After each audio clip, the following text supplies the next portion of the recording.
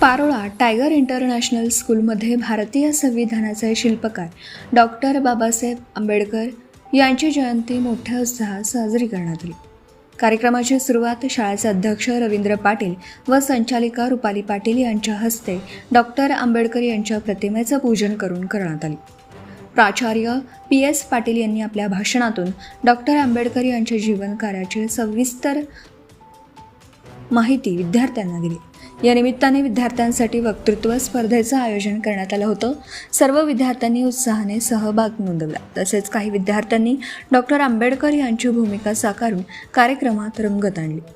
कार्यक्रमासाठी pre school प्राचार्य अझीम शेख, उपप्राचार्य कविता Suryavanshi, school समन्वयक नम्रता बेडिस्कर, विभाग प्रमुख वृषाली पाटील, काजल संधी क्लार्क श्रीकांत खैरनार तसेच सर्व शिक्षक शिक्षकेतर कर्मचारी यांचे मोलाचं योगदान लाभलं.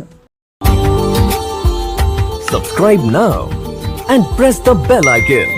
Never miss an update.